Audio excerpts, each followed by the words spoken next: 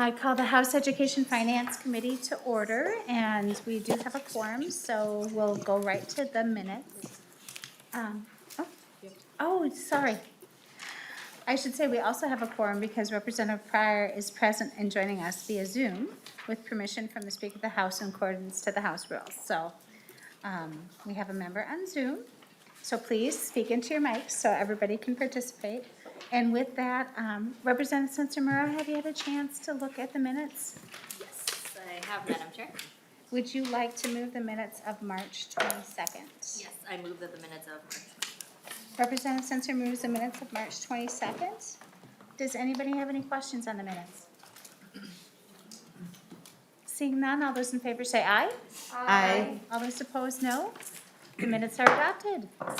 With that, we'll move to our first bill on the agenda, House File 2685. Representative Hornstein, welcome to the Education Finance Committee. Thank you, Madam Chair. Thank you. Representative Vice Chair Clardy, would you like to move House File 2685 before the committee? So moved. With the intention of laying over for the Education Finance Bill, and then I know there's an A1 amendment. Vice Chair Clardy, will you move the A1 amendment? Also moved. Thank you. So, Representative Hornstein, we have the A1 amendment in front of us. Will you briefly speak to the amendment? Thank you, Madam Chair. Thank you, members, for hearing House File 2685. And yes, this is an amendment just simply to get the bill in the shape I'd like the committee to consider it. We just move an effective date for completion of work from a task force that's formed in the committee. We also add a representative from the Tribal Nations Education Committee, and we delete compensation for certain members of the task force. So that is the amendment. Thank you, Representative Hornstein. With that, members, are there any questions on the A1 amendment? Seeing none, all those in favor say aye. Aye. All those opposed, no. The A1 amendment's adopted. The bill's in the shape the author prefers. Why don't you go ahead and start your bill, Representative Hornstein? Thank you, Madam Chair. Thank you, members. So I'm very proud to offer you House File 2685 as amended. And the reason I'm carrying this is very personal. This bill addresses the issue of Holocaust and genocide education. I come to the issue because my parents were survivors of the Holocaust. And I felt from a very early age, just growing up in our household, how important it was to honor this history. I never knew my grandparents, and from that experience, I became very sensitive also to the fact that there were other genocides besides the one that my family was victimized by. So in college, I became very interested in the stories of my parents, the stories of my relatives that survived. So I did an oral history. I went around with a tape recorder. I captured my parents' stories, and then again, several uncles and other cousins. And so I created this thesis for Macalester College, my undergraduate thesis. And so at the Education Policy Committee, Madam Chair, members, we had a testimony from a Holocaust survivor, and she was 99 years old, and I would really encourage members to look at the tape of her testimony, and of course there were a number of news stories, so you can see those as well.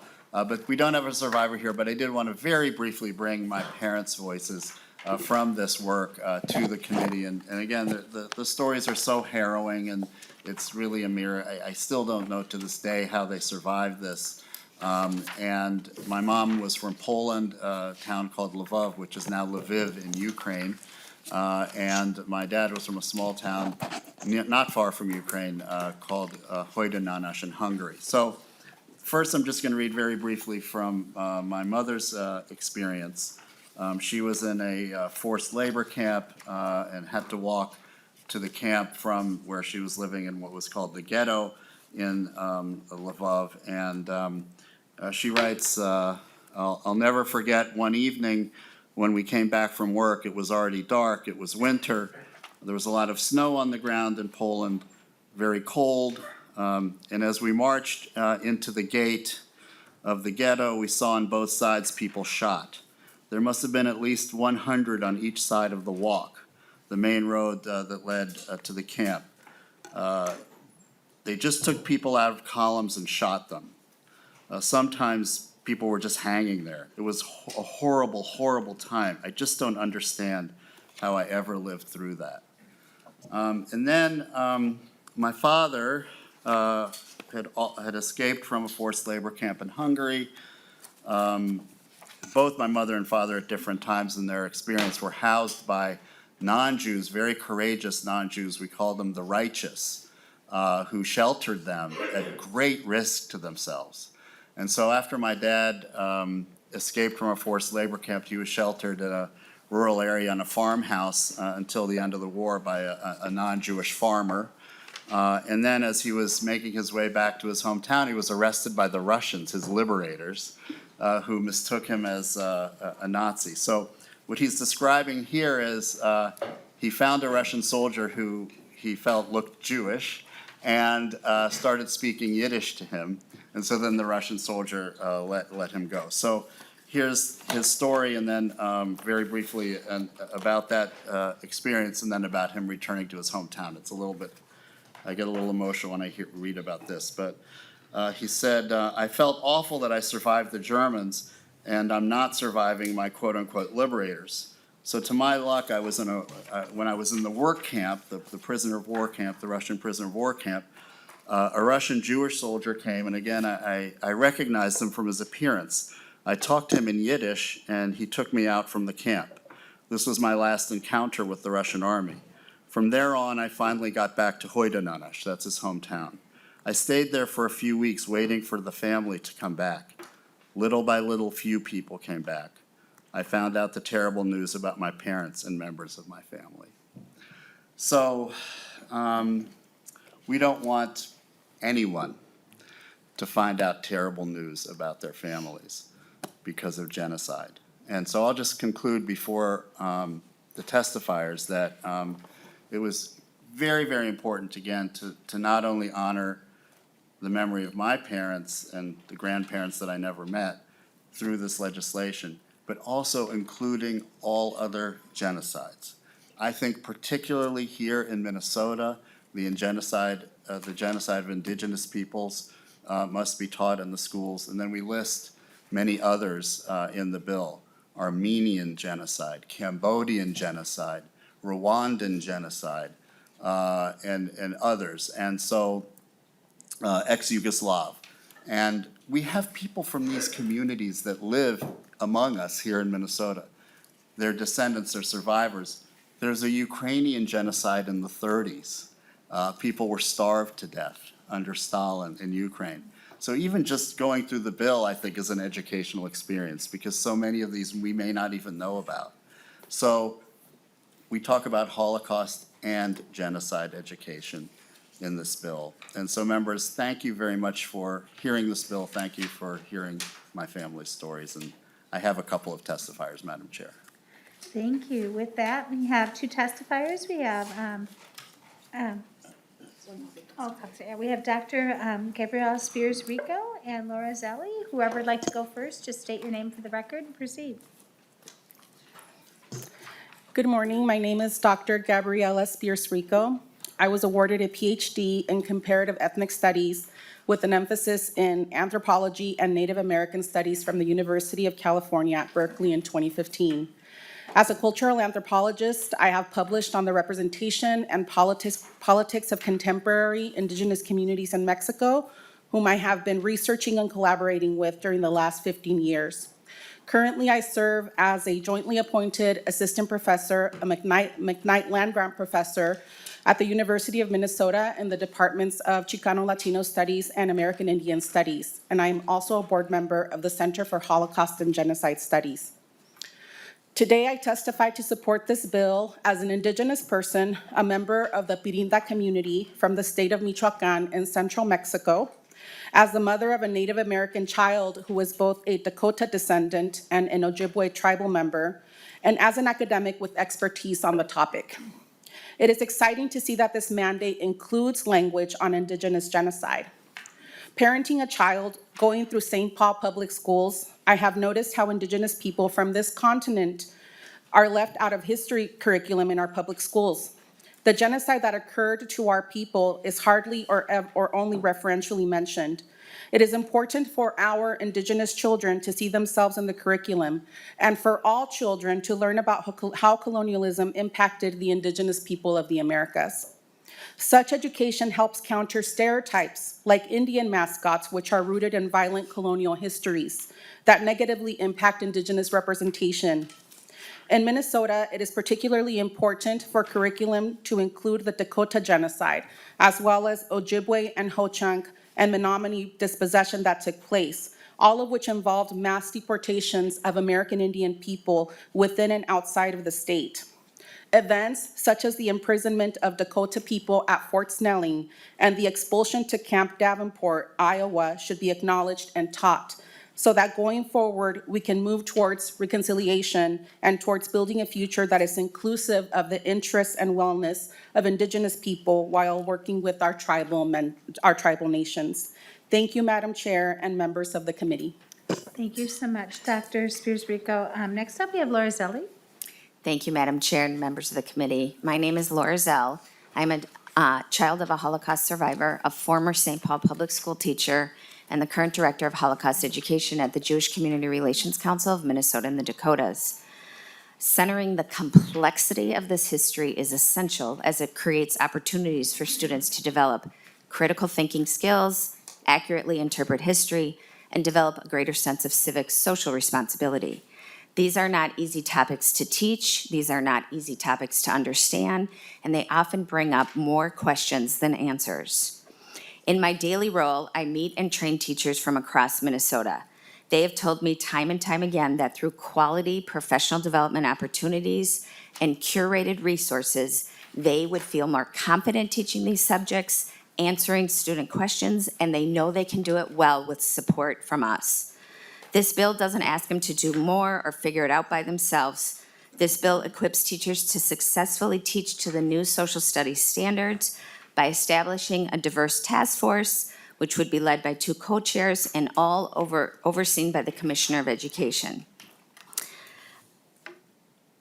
Teachers from middle school and high school would be on this committee, English language arts, social studies, and a student representation, as well as members from other committees with genocide history. The group's 2 main tasks would be to build the repository of resources and identify professional development opportunities for teachers to self-select the opportunities and then be supported with funds. The working group would plan the outline and finalize the timeline to fulfill its duties and then make the recommendations to the Department of Education. So just want to emphasize how gathering the most current, updated, curated resources and securing funding for the teacher training is incredibly necessary to empower teachers to teach this in an incredibly powerful way so that it benefits all of our students. Thank you so much, Laura Zell. Sorry, I mispronounced your name. Next up, we have a public testifier that has signed up, Mariam Mikayelan. And please state your name for the record properly, because I'm sure I did not say that appropriately. You just make some room, that's perfect, thank you. Good afternoon, Chair Joachim and members of the committee, and Borev to you all. I am Maria Mikaelian, and I'm a Capital Pathways intern and a sophomore student at St. Olaf College. Thank you for the opportunity to testify today on House File 2685, and thank you, Representative Hornstein, for bringing this important proposal forward. I'm Armenian, and in case you don't know, the Armenian genocide, which occurred between 1915 and 1923, is considered one of the biggest genocides of the 20th century. And unfortunately, it was not the last one, and it was followed by many more genocides, like the Cambodian, the Rwandan, the Bosnian genocides, and perhaps the most well-known in the West, Holocaust, as well as many other genocides that are yet to be talked about. As an advocate for education and a future educator, I believe that schools are the place where intellectual discourse is born, where critical conversations and debates, just like the ones about genocide, are fostered. Thought, understanding, and awareness are vital in preventing issues and working effectively towards creating justice. Awareness can also inspire future generations to take meaningful action by advocating for change, just like it inspired so many American missionaries to commit to lobbying their governments to intervene and provide aid to the victims of the Armenian genocide back in the early 1900s. I have found myself giving a presentation in my classrooms about my cause every single time I had the opportunity to. A classroom should not be the only place where students have a platform to speak on their causes, but it is certainly the place where these conversations are born and carried forward. Thus, I urge the committee's support for this bill in order for there to be further awareness of identities similar to mine that have been affected by genocide. I appreciate the committee's consideration and time. Thank you again, Representative Hornstein, for your leadership on the proposal. Thank you. Thank you so much. With that, members, no other folks have signed up to testify, so are there any questions or comments at the table? Representative Anderson. Thank you, Madam Chair, and thank you, Representative Hornstein. I want to commend you. I think this is important. I also think it's, unfortunately, throughout human history, we've had genocides and forever in every culture, virtually, in every continent, in every country. And I think it's important that as we're teaching about these things, that we're talking about some of the others, like the Armenian, like things that are happening now in China, because there's still ongoing genocide in the world. And so I think it's, I'm thankful that you're including, every culture out there, including future potential genocides. So thank you. Thank you so much. Thank you. Representative Edelson. Thank you, Madam Chair, and thank you, Representative Hornstein. This is such a great bill. I know we've talked about it, and I really do. I echo what was just said in terms of making sure it's really inclusive. The one thing I was looking at is in terms of the really, we have a large Somali population in the state of Minnesota, and there was a lot of conflict where a lot of refugees came here because of a lot of, there was a lot of killing, and I don't know if it's termed as a genocide, but do we know if that's going to be included in some of these teachings? Representative Hornstein. Madam Chair, I'll defer to our experts here. We do have a definition of genocide, and of course, there's been a lot of tragedy, in Darfur and Southwest Africa, but maybe I would ask our experts to address that question. Okay. Doctor? Yes, this is that region is out of my area of expertise. However, there is a specific definition within the UN of what constitutes genocide, targeted and systematic killing, removal, disappearance, targeting cultures, languages, etc. I'm guessing that that could be considered if we could get an expert that would actually know the region better and the conditions under which refugees from Somalia were displaced, but I can't personally speak to it. Thank you.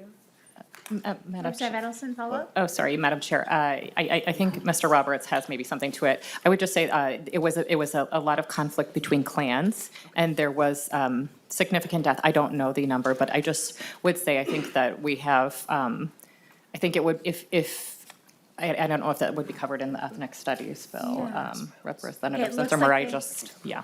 Looks like they phoned a friend. So state your name for the record, please, and proceed. Thank you, Madam Chair. Ethan Roberts. I'm the Deputy Executive Director of the Jewish Community Relations Council. Representative Edelson, the bill does have a definition for incidents of mass violence, and that's on line 2.7. And there's also a requirement in the requirements section of the bill, beginning at line 2.21. And it analyzes how individuals, groups, and societies around the world have been affected by genocide. It lists many genocides, but then it also, if you move to line 2.28, cases of genocide and mass violence, especially those experienced by communities expelled from, resettled in, migrated to, or living in Minnesota. I am not an expert on genocide, unlike the professor, but for me, that would definitely sound like the Somali community has been, if not genocide, then at least victims of mass violence. And they have certainly are a huge part of the fabric of our state, have resettled here. And so I think that that language absolutely provides a pathway for if a classroom teacher wanted to focus on the experience of the Somali community. Madam Is Chair, that medicine follow-up? just one follow-up. I guess I would just encourage maybe adding them into the language. I think the Somali community is such a rich, important part of our population here in Minnesota. And I do think there's a disconnect on why we have so many refugees that initially have come here. So if there's a way to insert them, I think in this bill, I think that would be really appreciated. Thank you. Further, Representative Perez-Vega. Thank you, Madam Chair. Thank you, Representative Hornstein. As someone that identifies as a Boricua, member of the Taino Nation, the importance of this education is so needed. It is our connection to all of our tribes and all global tribes that have experienced being told that we're extinct when we're right here living in our daily lives. If it wasn't for the education that was provided to me by our cultural leaders and by our elders, I don't know where I would be in this world to feel connected to studying. I learned that from my mother, that she was told that the Tainos didn't exist until she was able to go into the mountains of where my grandmother was raised as a little girl, to find out that a lot of our education here comes from my people, the indigenous people where I come from's language. The word barbecue is a Taino word. The word canoa, canoe, huracan, that's in our daily vocabularies. If it wasn't for these studies that are taught to the folks that are holding on to the relics of our blood and our ancestry, I really don't know where the connection would be with us even being here today to survive. This is so essential and so necessary. It is our connection to everyone else's stories of survival as well. It's what makes you and I brother and sister. So I appreciate this, and I appreciate the work of the testifiers here as well and what you're doing in higher ed. Muchas gracias. Thank you. Members, any other comments or questions? Representative Prisha. Thank you, Madam Chair. Thank you, Representative Hornstein, for the bill. I apologize for my voice. So this is heavy stuff, and I've been fortunate enough in the last 10 to 15 years to go through some of these stories, and whether it's in Israel or the Jewish folks or the Yad Vashem, and I can say that that has made me definitely a better person, but I could not have had those stories younger in my life in the comprehension. I wasn't there yet. And we're looking at something that's about to possibly become a law in Minnesota statutes. And my worries on this are the conversations that I had to get to my understanding didn't come because of a mandate. They came because when I was ready to have those conversations and I was ready to understand, I could.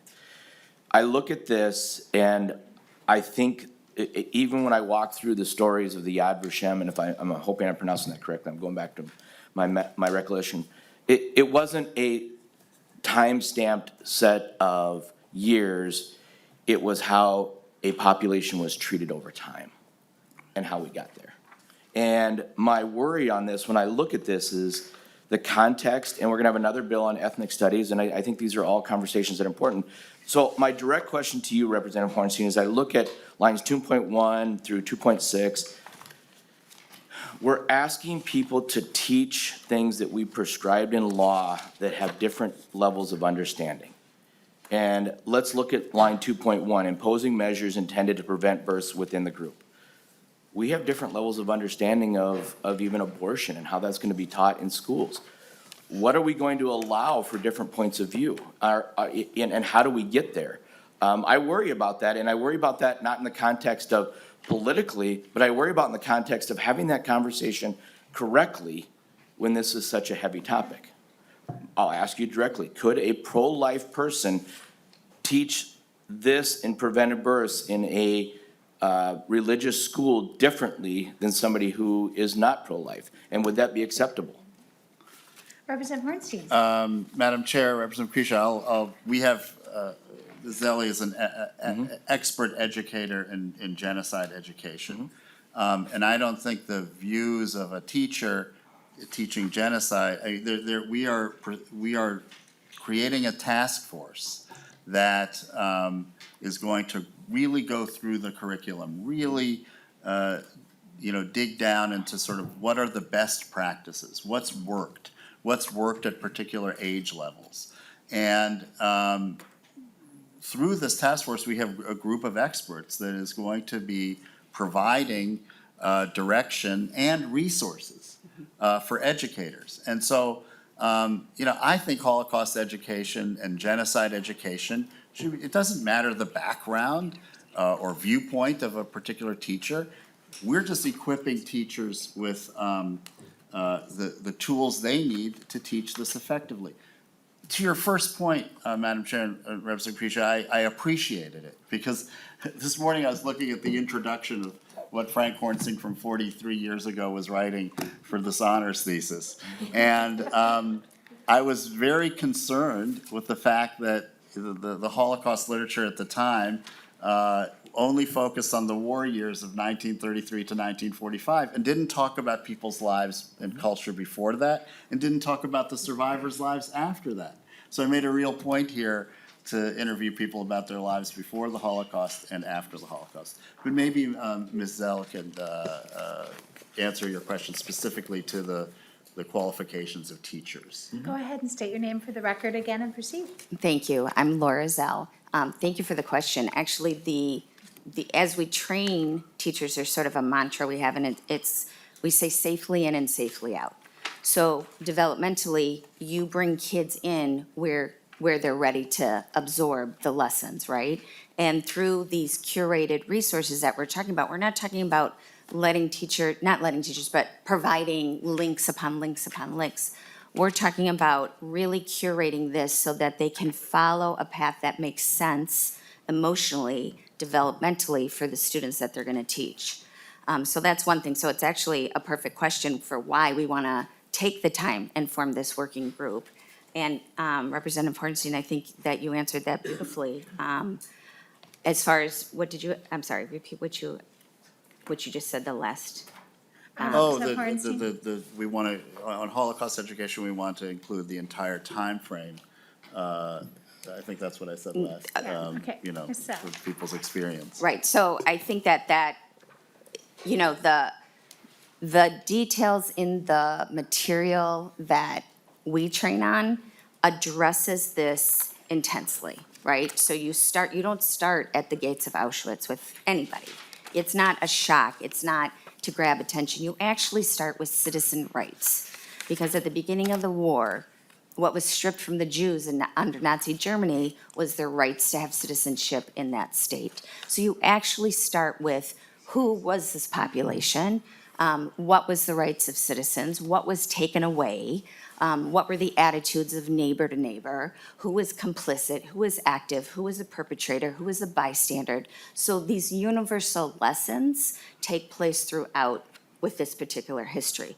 I would imagine once we get into listening and looking over curriculum and resources of how other genocides are taught, that framework would apply. But I think it's an excellent question because we want to take the time to make sure that we address that. Members, just as a reminder, I know not everybody sat on education policy, but the policy portions of this bill were vetted through policy. We're really focused on page 3 in the fiscal area. So Representative Prisha, one more follow-up and then we're moving on. Thank you, and I respect that, and I respect the time, and I probably won't have as many comments on the next bill as well. So to that point, we are a finance committee. We are a committee that's about to put, or consider this going into statute and the financial implications of that. And I guess what you just said was fantastic and beautiful, and I'd love to sit down and talk more deeply about that. But financially, we have a problem where over half the kids still can't read and still have deficiencies in math. And as I watch my kids coming through high school now who are pulling all-nighters just to finish their last test to graduate, and I look at this and say, is this too much? Is this too much, too early for them? When, like I said, financially, we're still just trying to deal with reading and math scores and academic success. And then to get them through these conversations, which are incredibly valuable, I just don't know that we have all the resources to get there, and I think this just adds more to that. So that that's a much broader conversation, a much longer one, and I'll leave it at that. Thank you. With that, members, Representative Hornstein, final comments. Thank you, Madam Chair. Thank you, members, for the really good discussion. I appreciated the comments and the stories that you all told as well. And I just really appreciate your support. This is important to so many communities, but important to really everybody. And there are 23 states that have some form of this. And I think it makes our students much better active citizens so that they can know what happened so that it never happens again. Thank you, Representative Hornstein. With that, House File 2685 is, as amended, is laid over for possible inclusion in Education Finance Bill. Next up, we have House File 1502, Representative Sencer-Mura. Thank you. You can go ahead and bring some of your testifiers up as well with you.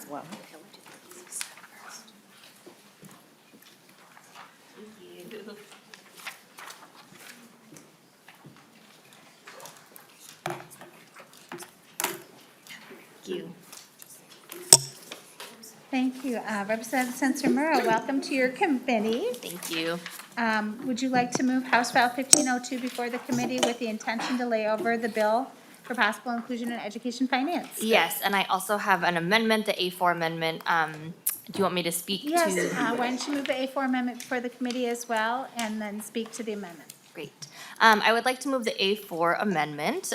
This amendment is based on many conversations that we have had with stakeholders, such as staff at MDE, school administrators, and educators. The biggest change that we are making from the version of the bill that was heard in the Education Policy Committee is changing a piece that was in the original bill that was making ethnic studies a graduation requirement. We heard the concerns of districts around the state about that, and have changed the language to now state that all high schools must offer an optional ethnic studies course, which ensures that students across our state have access to this important curriculum while also continuing to give flexibility to districts. We have also pushed back the implementation date to the 2026-27 school year to coincide with the proposed new social studies standards that will most likely include ethnic studies and a few other just clarifying language. Thank you, Representative Sencer-Mura. Are there any questions on the A4 amendment to get the bill in the shape the author would like? Seeing none, all those in favor say aye. Aye. All those opposed, no. The A4 amendment is adopted. And with that, members, just to let you know, we do have a full schedule, so we will try to get this bill done by 11:30, if not a little bit afterwards. So, up to 11:45. Thank you. With that, Representative Sencer-Mura, go ahead and proceed. Thank you. Thank you, Madam Chair and members of the committee. I come before you today to present House File 1502, a bill for ethnic studies for all Minnesota students. This is not the first time that this bill has been introduced, and I want to credit our representatives, Chair Fu Lee and Representative Cedric Frazier before me, who have worked with advocates and most importantly, students, including the Ethnic Studies Coalition, on pushing this important piece of legislation forward. The Ethnic Studies for All legislation offers the opportunity to bridge the ethnic and cultural divide in Minnesota classrooms by incorporating ethnic studies instruction for all students. The Ethnic Studies for All bill would do three things. It would ensure all students in Minnesota have access to ethnic studies curriculum through ensuring that all high school students in Minnesota have the option to take an ethnic studies course. It would create an ethnic studies working group composed of a diverse array of educators, students, and community experts to advise MDE on ethnic studies content and curricular resources. And third, it would provide support to aid school districts in the development and implementation of ethnic studies curriculum tailored to the diverse community needs and interests of our local district. I want to start with a personal experience that explains why I am so invested in this bill and this work. And don't worry, I don't also have a thesis with me as Chair Hornstein. But my story starts in 9th grade, where I was in a world studies class in Minneapolis Public Schools. It was the end of the year, and I was frustrated that we had spent our time in that class only focused on Europe. I stayed after class to ask the teacher when we would learn about other countries, continents, or cultures. The teacher told me that I could learn about that when I got to college. That experience has stayed with me. I did get a chance to go on to college and take ethnic studies courses, but I know that many of my students of color, did not have that opportunity. And I believe that one of the reasons we lose students of color within our school system is due to the disengagement that comes when you don't see yourself reflected and when you don't see your history, your culture, and your people valued or taught in the classroom. There is a metaphor that is popular in education that says the best education should offer students mirrors and windows. Mirrors for students to be able to see themselves, their histories, their culture, and windows to look out at other histories, other cultures, and other identities. Ethnic Studies curriculum is based on this concept, and students across the state are asking for this course. A few weeks ago, we had over 100 students here in the Rotunda rallying for ethnic studies from St. Paul, Minneapolis, Worthington, and Shakopee. Over 30 districts already offer ethnic studies courses, and many districts are already implementing courses that could meet the ethnic studies requirement. From Native American Studies in the LaPorte School District that Representative Knudsen represents, to Hmong and Somali Studies in Minneapolis, the school district that I represent. Students of all racial and ethnic identities benefit from ethnic studies. Today's students are growing up in a more globalized and interconnected world. Ethnic studies invite students to more deeply explore the many diverse cultures and histories within our state and country, and in doing so gain a better understanding of themselves and their classmates. Ethnic studies equip students with the knowledge and perspective to live and lead in a more diverse, globalized, and interconnected world. And I just want to share one note about the approach of this bill. While ethnic studies will most likely be embedded in the new social studies standards, we are still pushing to ensure access to this content by mandating that all high schools offer an optional ethnic studies course to students. We are in continued conversations with MDE and school districts about how to make this feasible for districts of different sizes and capacities, including looking into virtual course options.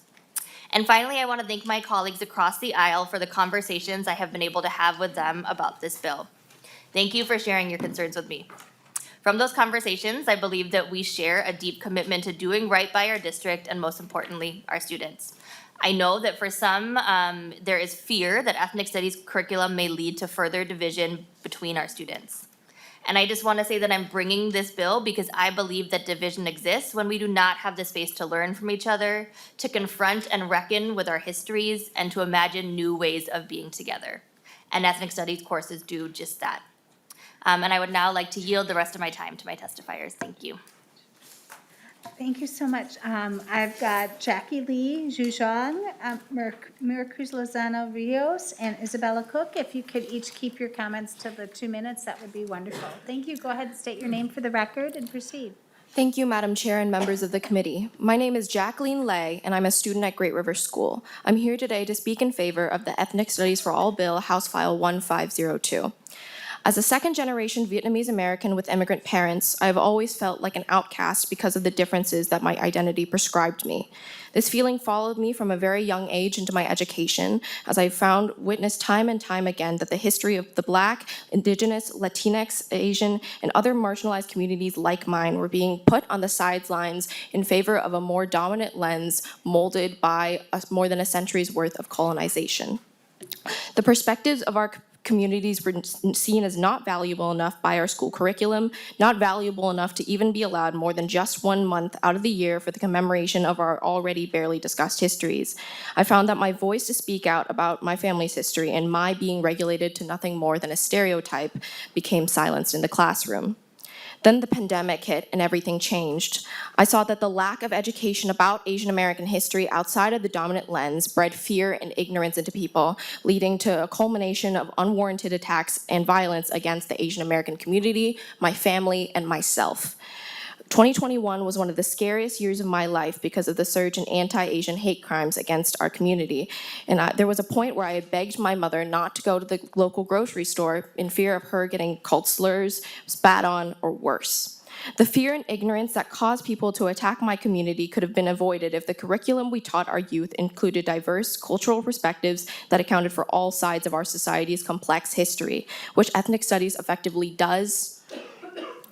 Taking ethnic studies encouraged me and my peers to share our experiences in the classroom and validated them when they have never been for so long. It allowed us for once to see in all our years of schooling to learn U.S. history in a way that reflects the diverse melting pot of cultures and people that American society really is. My peers, my little sister, and our youth deserve to see themselves and their diverse histories represented in the curriculum that will set them up to become well-informed citizens of the future. I urge you all to vote yes on this bill because, as our history has taught us before, if we do not learn and reflect on the mistakes of our past, we will only serve to repeat them in the future. Thank you for your time. Thank you so much. Next up, go ahead and state your name for the record and proceed. Good morning, Chair Yo-Kim and House Education Finance Committee members. My name is Su Zhang. I'm a former teacher of English as a second language and the current ethnic studies specialist in St. Paul Public Schools. I'm here to testify in support of Representative Sencer-Mura's bill, House File 1502. I am a product of ethnic studies. I was born and raised by refugee parents in Wisconsin and attended the University of Minnesota Twin Cities for my undergrad. The first time I had a teacher that looked like me and curriculum that looked like me was freshman year, fall semester, Intro to Asian American Studies with Dr. Erica Lee. It was incredibly profound how deeply that experience reached down into me and validated the little girl I was and the adult woman I was growing to be. I went on to complete my minor in Asian American Studies. SPPS is one of 2 districts in Minnesota with an ethnic studies graduation requirement. Ethnic studies in SPPS was born from the hard work and dedication of youth in our district, expressing the need for a course that reflects and validates their identities and lived experiences.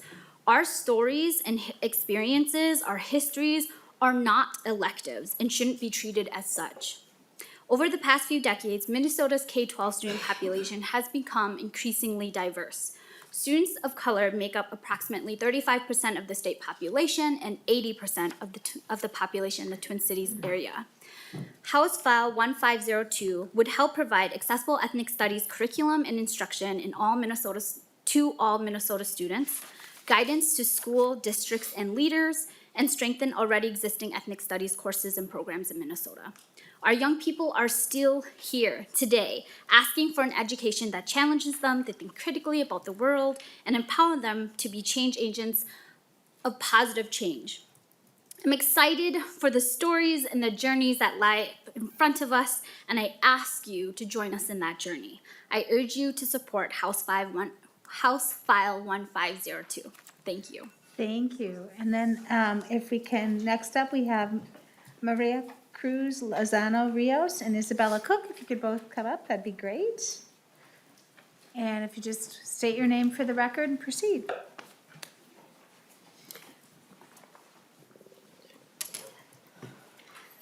Good morning, Madam Chair and members of the committee.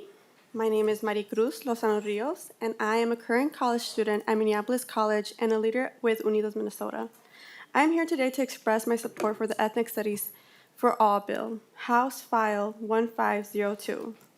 I want to begin by sharing my high school experience, which is where I began to notice that I didn't feel identified in any of my history or social studies courses. As a Mexican documented woman, I had no representation. I joined a group of Latino students to demand for a culturally responsive course, which eventually led to us receiving Chicano studies. But the school did not invest in us or the course, and it failed. All because we had no one investing or representing us. I graduated high school feeling failed by the education system, and as if school did not care for their Latino students. But just as we demanded representation in education back then, we are back here today demanding it even more. I decided to pursue higher education to help fix the system that failed me. I am currently at Minneapolis College, and this is my first time taking an ethnic studies course. The course is designed to teach you about the history of different ethnic and cultural communities and how ethnic studies is taught in the context of K-12 education in the United States. This course has taught me so much, and I finally feel represented, heard, and like I have a fully rounded education. My experience in ethnic studies course has allowed me to understand my identity, my family, and the shared experience of immigrating to the United States. This course has been so crucial to my understanding of the world around me, and I only wish this would have been offered to me in high school. If I would have had this in high school, I feel like I would have not struggled with understanding my own identity and identities of others. I would not have felt like giving up on high school. And as if the system disregarded me for who I was. I am pursuing my education because I want to become an ethnic studies teacher to ensure that children are represented, heard, educated, and ultimately not failed by the system. Thank you for your time. Thank you. Next up, please state your name for the record and proceed. Thank you, Chair and Committee. My name is Isabella Cook, and I'm the Youth Program Organizer with Unidos, Minnesota. I am here to advocate for HF 1502. I am and have always been a firm believer in the power of education. Fascinated by the ability of our teachers to sculpt and inspire minds, I saw my teachers as gifts, as walking mentors of humanity itself. However, as I grew older, I started to notice some things. One, if our education is meant to shape us and teach us about ourselves, then why is over half of our student body being excluded from class discussion, curriculum, and materials? Two, if our education is meant to shape us and prepare us for life outside the classroom, then why aren't we teaching our students the full narrative of what it means to be marginalized, to exist outside the norms of power and control, or how our histories have impacted our nation's people today? Three, if our education is meant to teach us what it means to be American, then where is my culture? Where's my story? Does the Caribbean and Caribbean American make me an outcast in the place that I've always called home? There are gaping holes in our current education system. I hear about these gaps every day with the students I work with. As a youth worker and future educator, I strive to protect all students and to teach them that each and every one of them matters, because that's what I would have wanted in their shoes. I didn't get to have an ethnic studies at my school. There was no opportunity for me to learn about myself or my Afro-Caribbean neighbors. As a result, I didn't begin to fathom my identity as a Caribbean American until deep into college, and I'm still trying to figure out where I stand. I was fortunate enough to pave my own path, but privilege or the right circumstance is not enough for these kids. Our youth are dying at our own hands, and I refuse to stand by and watch as another student falls through these cracks. Ethnic studies provides us with the opportunity to bridge the cultural gaps that have been haunting this state and nation for decades. Ethnic studies fosters genuine community building while also offering all students a real pathway to success in education, one without barriers of prejudice, hate, lack of resources, or lack of validation. Ethnic studies is the key to a life much greater, and for some kids, the guarantee of a brighter future ahead. I urge you all to vote yes to ethnic studies for all, if not for yourself, for the betterment of our MN children. Thank you. Thank you. The next two folks we have up are Robert Osborne, we're going to public testimony. I should have announced. We have Robert Osborne and Elfrida Baldwin. Elfrida, if you want to join too, that'd be great. Go ahead and state your name for the record and proceed. All right, thank you very much. I'm Robert Osborne of Roseville. I have a PhD in comparative and international education from our University of Minnesota. I specialize in intercultural competence at the university. I've worked with international students, one of whom is here today with me, for over 38 years, and for 7 years at the university I taught a course on religion and educational policy. There's much about this bill to like, but I'm very concerned about the fact that that our bill is actually enforcing, or at least as originally designed, encouraging and enforcing an ideology that violates our nation's First Amendment. I know that you passed an amendment just earlier in this, a few minutes ago, in which you deleted the word critical, but I want to make sure that you understand that the word critical, as used in the original legislation, mandates an ideologically loaded version of ethnic studies that violates our First Amendment, as I've already said.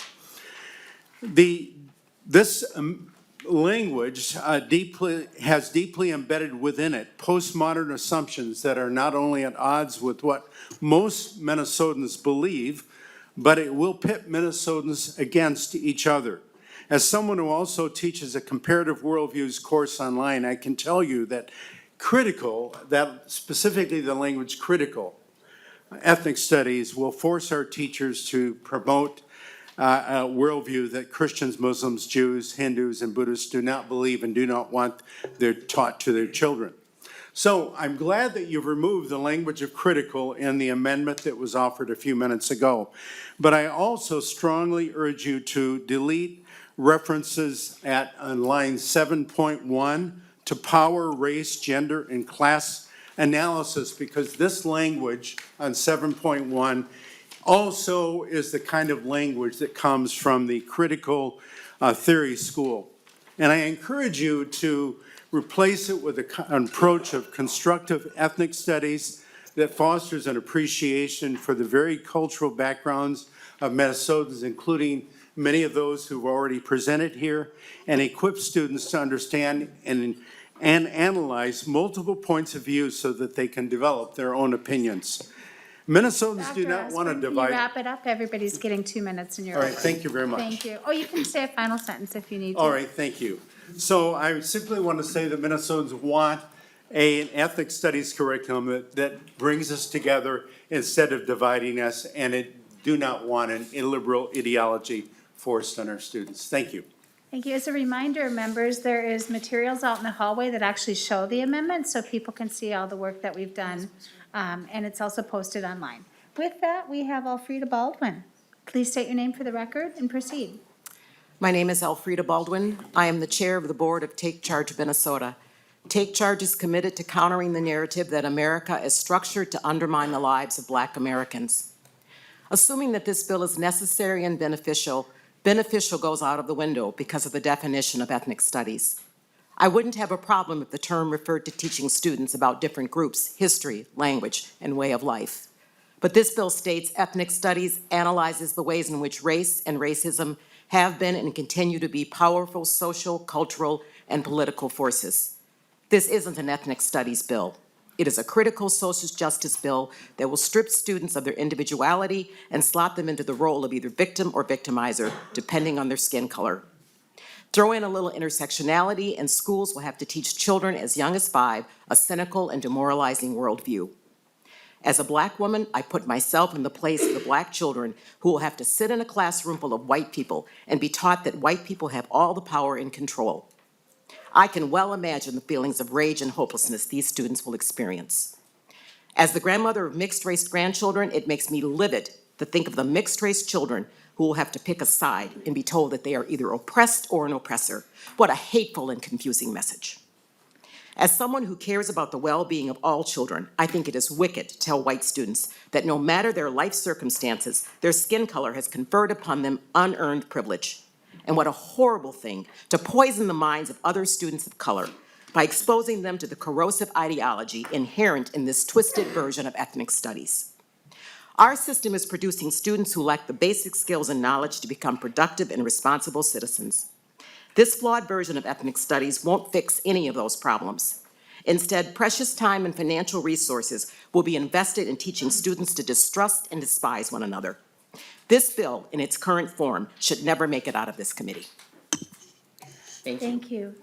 Next up, we are going to have Jeff Peterson and Will Johnson. And members, I think I've failed you as the chair today of setting a floor of decorum in the way we're going to treat each other and have a constructive conversation.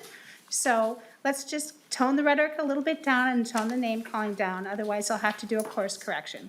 With that, we have Jeff Peterson and Will Johnson. Thank you, Madam Chair and members. My name is Jeff Peterson. I'm a volunteer with FAIR, the Foundation Against Intolerance and Racism. FAIR is dedicated to advancing civil rights for all Americans and promoting a common culture based on fairness, understanding, and humanity. We don't believe this bill upholds those objectives. We believe the future depends on our ability to teach children habits and values necessary to the proper functioning of liberal democracy. This includes a fact-based and honest account of our nation's history, both its revolutionary founding promise of freedom and equality, as well as times where we have failed to keep that promise. This bill would have Minnesota schools teach a version of ethnic studies known as liberated ethnic studies, which is heavily focused on race consciousness and identity politics.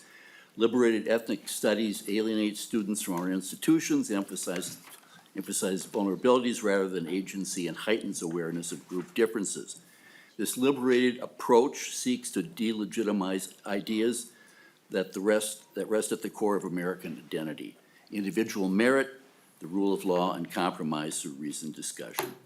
In contrast, we believe the vast majority of Minnesota parents favor an inclusive approach to ethnic studies that broadens a student's understanding of the important contributions made by people of all ethnic backgrounds.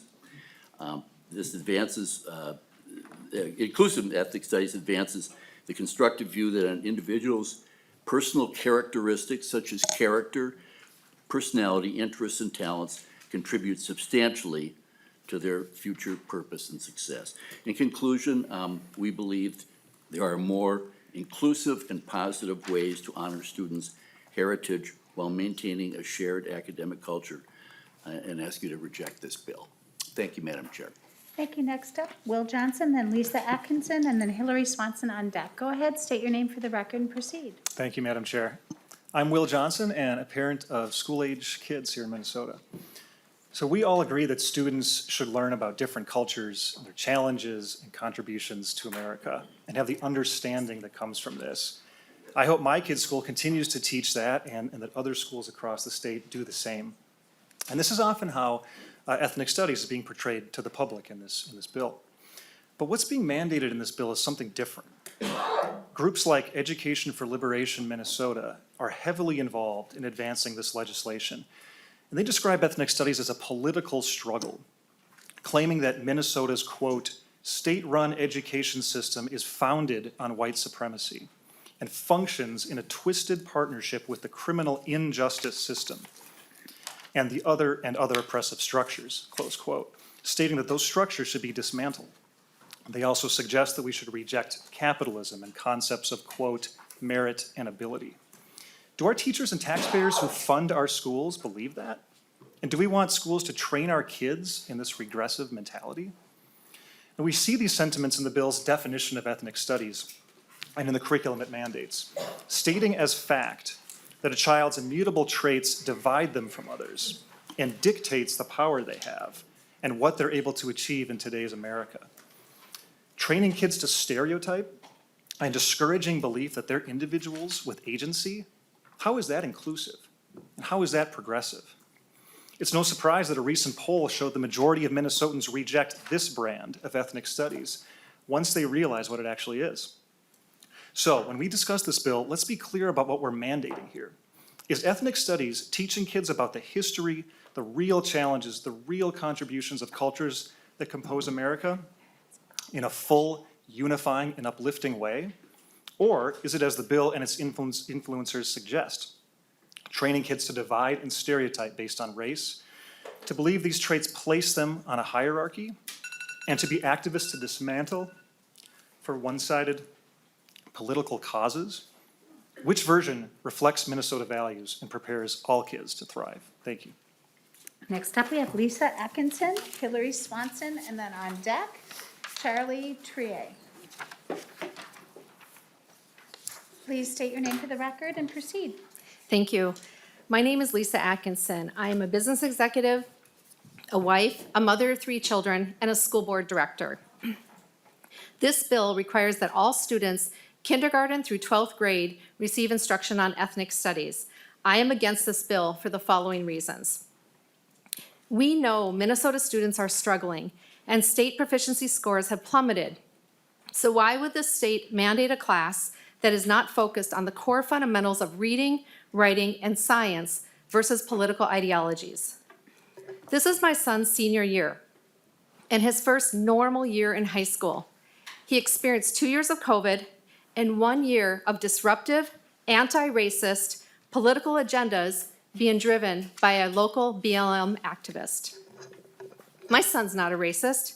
He is brilliant, special, talented, and gifted student who struggles to find classes that meet his needs and understands where he fits in. Given the anti-racist agenda and the division that was created last year, my son experienced his worst year academically and has struggled since with serious mental health challenges, wondering where does he fit in? Is he part of a racist problem that does not exist? We have over 100 posters in our high school reminding him daily he needs to be the change, end racism.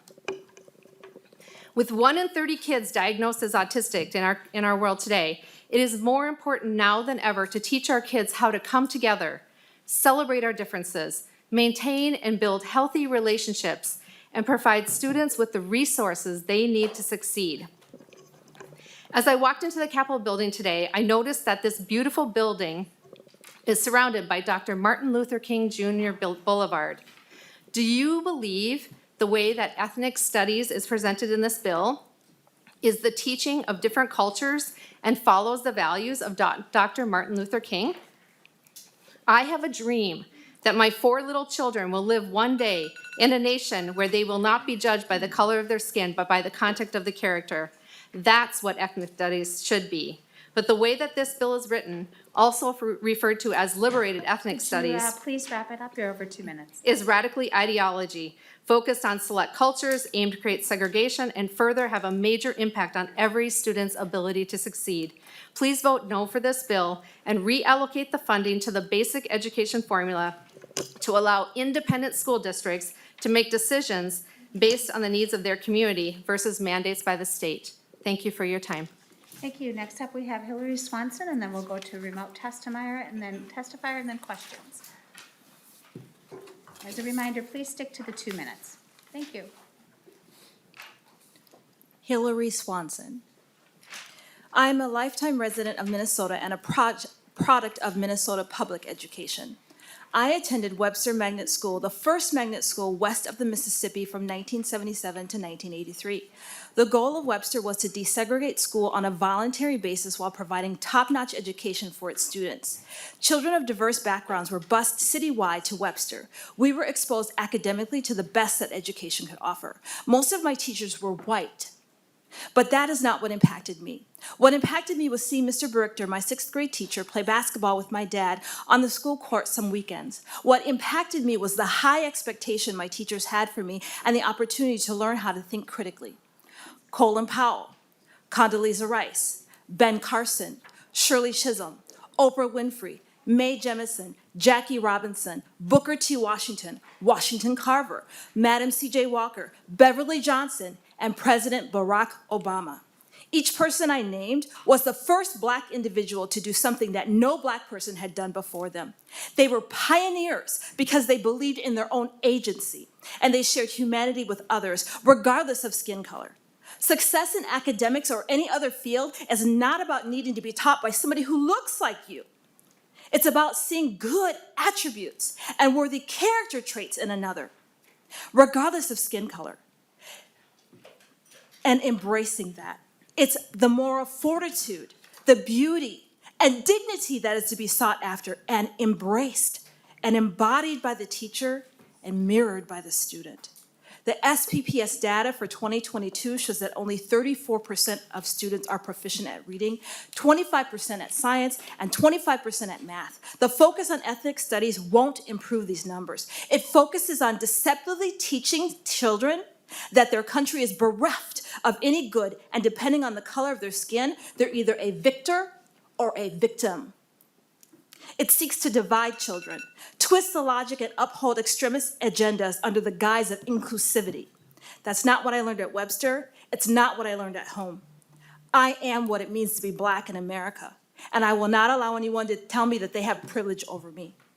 Get rid of everything having to do with CRT. Please wrap it up. It's been over 2 minutes. Yes, ma'am, and teach our kids in an uplifting and unifying way. Raise your expectations and theirs. You owe it to them. Next up, we have Charlie Tyree remotely. Please state your name for the record and proceed, and I'm sorry that I probably said that wrong. No problem. Thank you. Good morning, Madam Chair and House Education Finance members of the committee. My name is Charlie Tyree, and I am a community organizer with Educators for Excellence. I will be reading a statement from a teacher at Henry High School, and I'll start now. Quote, "My name is Philip Adenedy. I am a social studies teacher at Henry High School in Minneapolis. This year is my first year teaching African American studies. I am testifying in support of Bill HF 1502. As a lover of history, a Black person, and a Nigerian American, I constantly pursued knowledge of the beautiful African diaspora and its history. Unfortunately, there was little space to learn in any part of my education before college. I did not have any ethnic studies growing up in Minnesota, so I tried to find it out myself. This pursuit of knowledge led me to being a teacher. However, I am empowered now to know that it should not have been this hard to find out my history and the true, clear history of this country.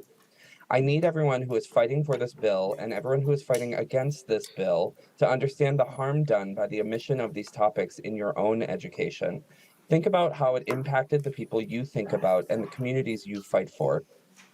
If you do not learn about African American people, African American history, African American resistance in the face of oppression, and the current realities of all Black people, how will you actually value their complex existence as human beings and their human rights?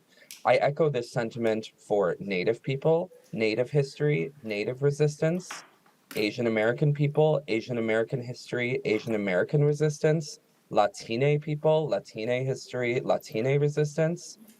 I separate these groups out not to be repetitive, but to acknowledge their unique realities that have similar roots. Ethnic studies strengthen students' identity development, benefit both students of color and white students alike, and teach all students to value their history, the history of others, and push all of us to create a better, more equitable society.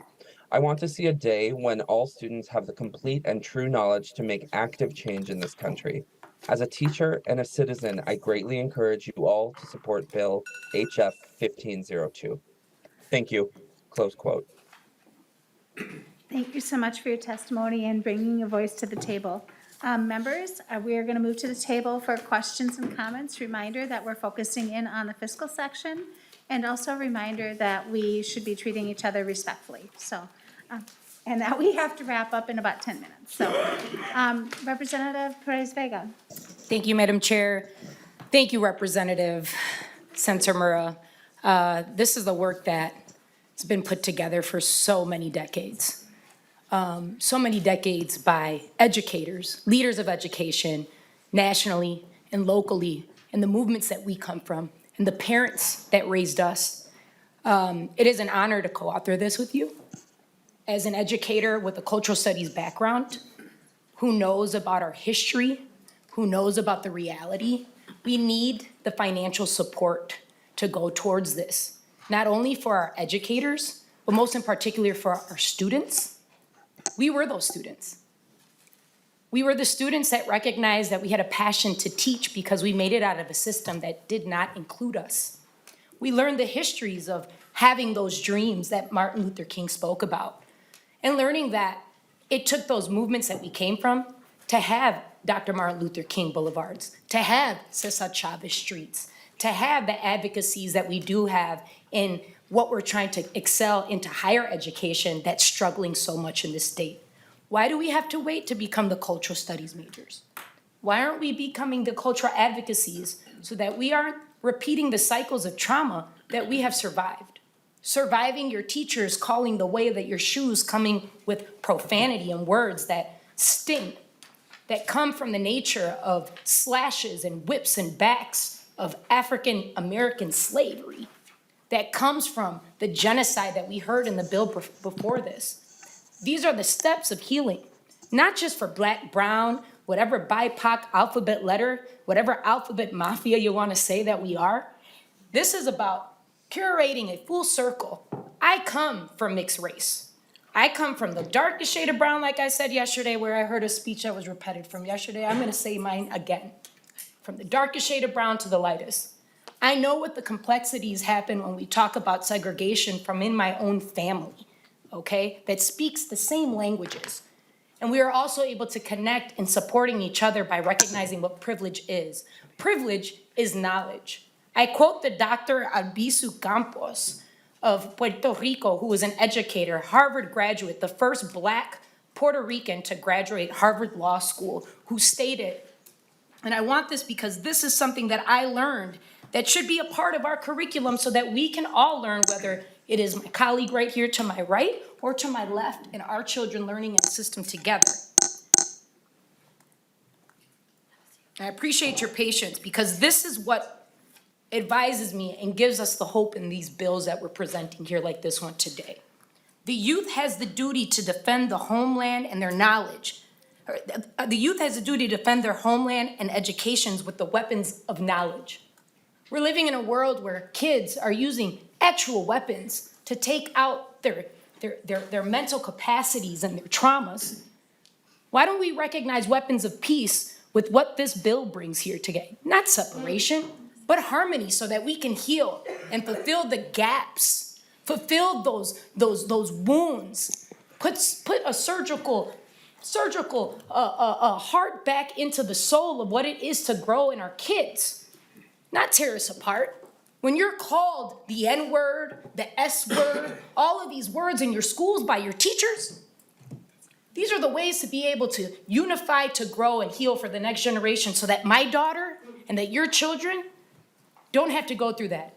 For our, regardless of what color your skin is to stand up for our histories to be the truth and the facts. Thank you. Thank you, members. Just a quick reminder, we need to finish up this bill in about 5 minutes so that we can move on, but I want to give people time to talk as well. Representative Ream, briefly. Thank you, Chair Joachim, and thank you, Representative Sencer-Mura, for bringing this forward. A lot of charged feelings in this room. It was in the late 80s that I think the word xenophobia came into play, and I think that's what I'm seeing here, a lot of xenophobia, a lot of fear of what this might do in our schools, what it's going to teach. But I think, the student from Henry High School said, this ethnic studies will teach all students to value their history.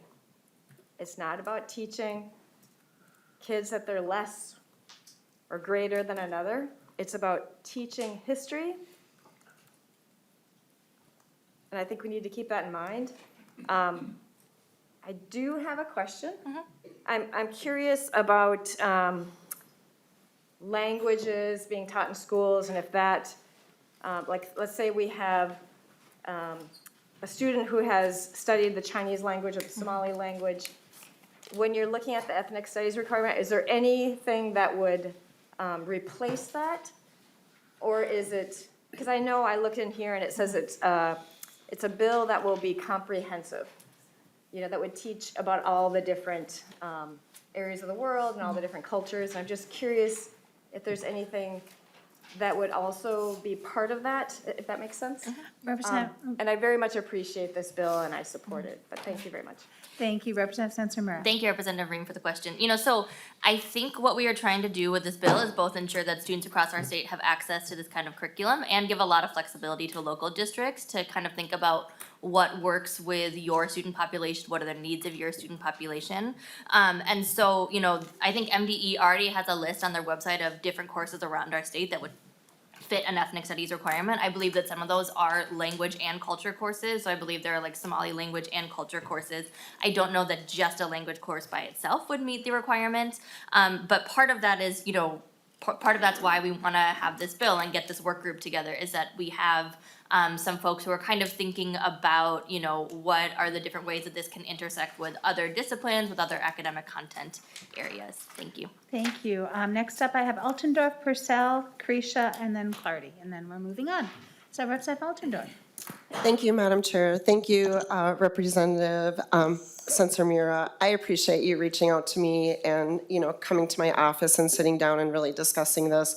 I really do. It was really an act for us to try to come together on this. And I think that's what we all want, right? We are such a divided country right now, and I can just feel the pain and the anguish of the testifiers on both sides. We are a nation, we are a state, our education system is clashing. And I want to thank everyone that testified today. Truly, I don't know that I could say it better than everyone that testified. It's not that we do not want to educate our children, and that needs to stop. That needs to stop being said, that we're trying to suppress history. I don't think that's true. I think more education is better, and I think everyone agrees with that. What we're against is the division, and the division that this causes. And we also need to look at history, and there are political agendas to divide countries and to tear us apart.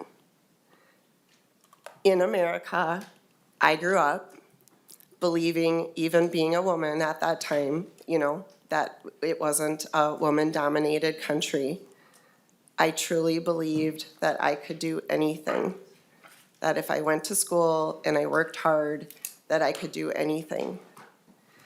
And these are the sense that we cause division. We continue to fight each other. How can we build each other up? How can we build women up, people of color up, people of religions up? How can we build each other up together? That truly is the question. You know, going back to Martin Luther King Jr., he really preached about love and unity. And that's what I would like to see us move together on, not embracing things that continue to cause division. Thank you. Thank you, Representative Purcell. Thank you, Madam Chair. Thank you, Representative Sencer-Mura, for bringing this bill. I have just learned so much from your leadership and from the leadership of other Posse Caucus members. Happy to follow your lead on this.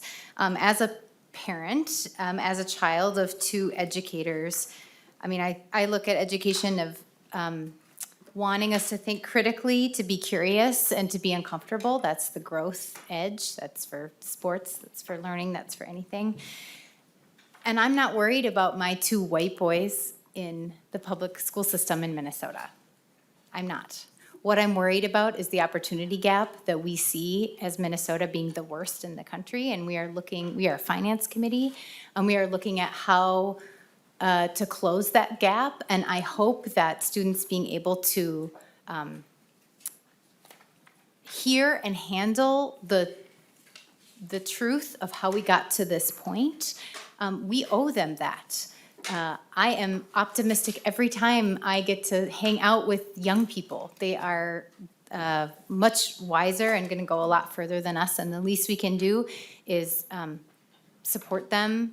And Representative Altendorf was asking about if we can build each other up. I absolutely believe in that, and that is every child, not just the children who look like mine.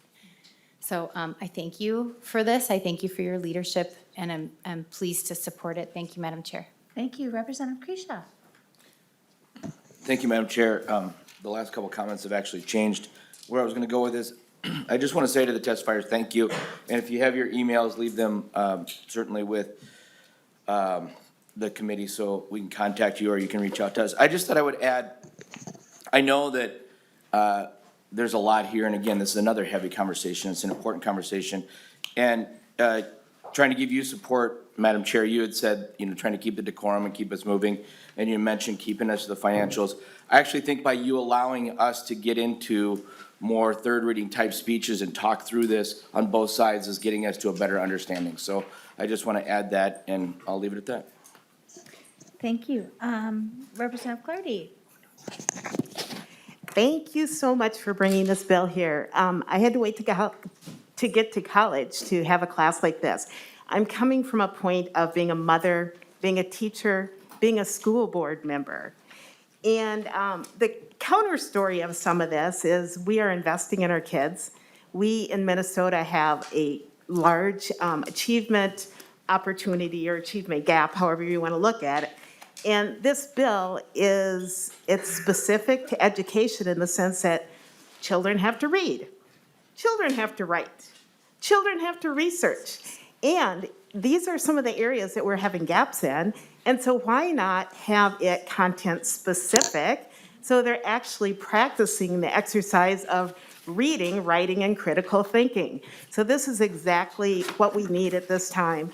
So I just want to say thank you. And it's very meaningful to me. It was just within the last few years that growing up in Minnesota that I found out about some of the inequities that were happening, like the lynching in Duluth. You know, with as a Black American Minnesotan, I never knew about that. Or even like I had to go to Mankato to find out about what happened to the Native Americans. So I think that this is nice, and I think it's in context, and it allows students and families to help them work through that critical thinking process. So thank you. Thank you, Representative Clardy. With that, Representative Sencer-Mura, final Thank you. comments. Thank you, and I was all prepared to talk about the fiscal note, Representative Grisha, because I thought you were gonna bring us there, which I believe is still in the works, and happy to discuss more about the financials with anyone offline. I think I'll just, end with a story that, was kind of something that has been talked about in my family. So my dad grew up in a family of 4 siblings, he was the oldest, and, the youngest sibling, they were having a conversation one day, and my dad was sharing that when he was a kid, his dad would use physical punishment on him. And my aunt said, my dad would never do that. And, and the dad hadn't to her, right? That was not her experience, and she was shocked. And I say this to say that sometimes, that feels like our experience of America, right? Is that one group says, this is my history, this is what happened, and the other group, largely, I believe, because of lack of education, says our country would never do that.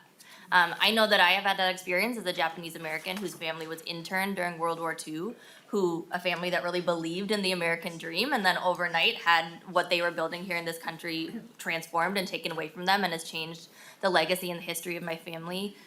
So, I really appreciate the conversation today. I really appreciate all the testifiers who are here. I appreciate all the conversations that I've had about this bill. I think it has challenged us to think more about this topic. How do we bring more people into this discussion? How do we present this content in a way that is going to be inclusive rather than divisive? And, I think that this bill is just the start of that. But what I will say, and, I heard some things today about what ethnic studies might do that was not true. And that is not my understanding. But what I will say is that, ethnic studies is about making sure that students' identities are recognized in the classroom, but also that their histories are recognized. And I know that as a young person in school, I often felt like my school was trying the best. They were trying to recognize my identity. They would say you could bring in a cultural dish, you could wear your cultural dress, but the history was not taught, and the history was not there. And to me, that didn't feel like a complete education. So that's what we're trying here with ethnic studies. Thank you all for listening. Thank you for the discussion, and looking forward for a continued conversation. And with that, I move to for possible inclusion of this bill in the omnibus. Thank you. Thank you. With that, Representative Sencer-Mura, we are laying over House File 1502 as amended, and moving on to our next bill. We have Representative Lee here, House File 759.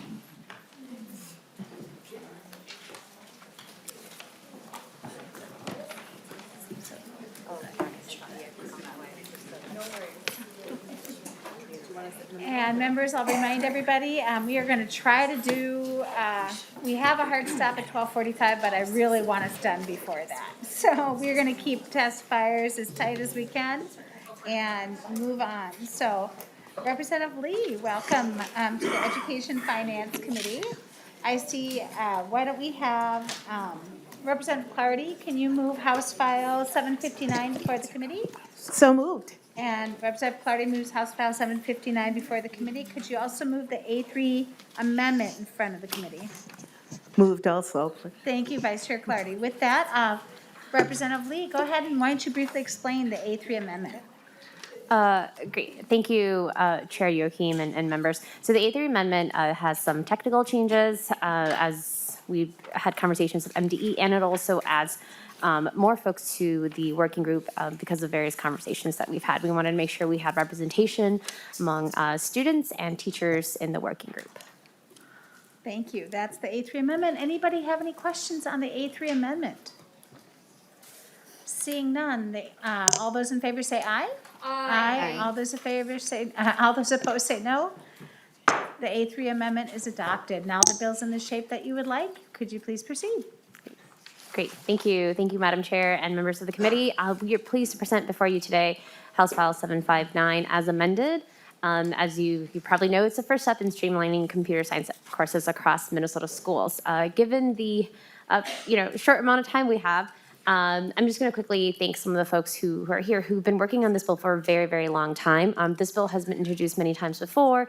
And it's also been introduced by folks like Rep. Steve Elkins, former Representative Jim Dabney. It's also been bipartisan before, but this year the bill has changed a little bit because it does 3 key things.